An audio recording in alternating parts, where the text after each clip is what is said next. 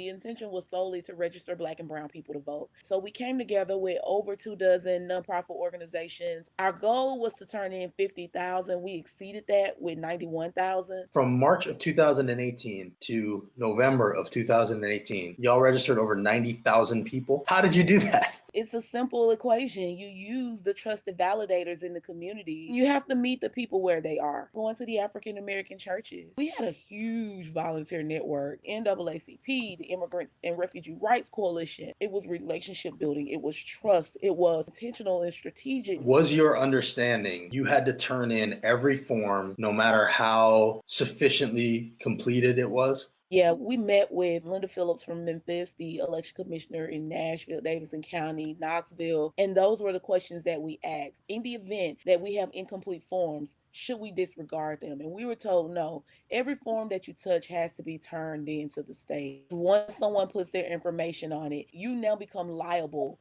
for making sure that person's information gets turned in. My understanding by the election commission in Memphis is it's the election commission's responsibility to follow up with complete information. So you need to turn those forms in. We separated out all the forms. We knew that we were turning in incomplete forms. But you turned them in anyway because you were told by election commissioners throughout the state, somebody touches a form, puts their information on it, it's your responsibility to turn them in, because if you don't turn them in, you could be suppressing the vote. People think they're registered to vote, so they don't go register another way. So of course you turned in every form. Did you try at any point to contact Trey Hargett? I contacted them to set up a meeting with them to let them know that this was something that we were doing prior to the project starting. Did they respond? No. A big part of the issue during committee was that you turned in all of these forms all at once. That's not accurate. We were turning in large quantities of forms over a period of time, but it was not because we were trying to hold the forms and cause the election commission to not be able to get everyone registered to vote. I mean, it doesn't make sense. Here we are with little to no resources going after getting all of these people registered to vote. Why would we want to risk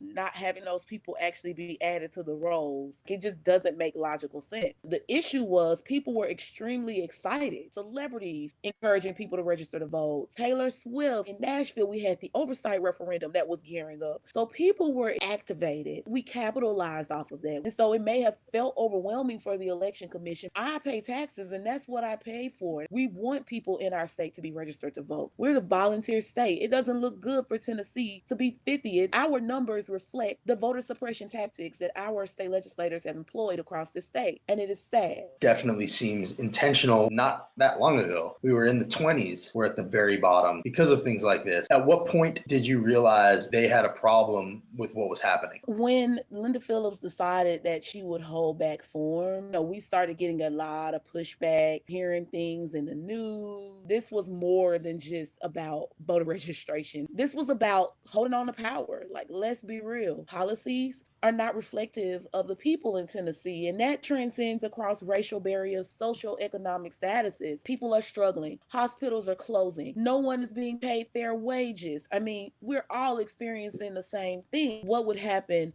if low income, Black and brown, under 35, people across the state came to the polls in droves? It would push a lot of people out. They were reading from a piece of paper that someone gave them, told them this is the intention to take power away from us. We need to slow this down. So they use those buzzwords, voter fraud and illegals and felons and all this stuff. Disgusting, to be honest. So when the bill got introduced, did you feel like, oh, this is about us? That bill was written out directly to attack every layer of strategy that we employed with that project. So we know it was a direct attack on us. I reached out asking if I could testify to defend it. Nobody reached back out to me and said, sure, you can testify. On the floor, they said to the League of Women Voters, well, we're not talking about groups like yours. What is groups like yours? White women, older women? What are you trying to say? It's unbelievable. They wanted to protect elections or guarantee integrity. They would just do automatic voter registration. It would make it so simple. Once you get your driver's license or your ID, you're automatically registered. They would make the form not so nuanced. The intention was to suppress the votes of Black and brown communities. Make no mistake about it. They didn't mean we were going to just lay down and say, here, yeah, we're just going to let y'all do it. No, you're going to have to fight. This is unprecedented. I mean, let's be clear. No other state criminalizes voter registration, groundbreaking voter suppression stuff. We launched this lawsuit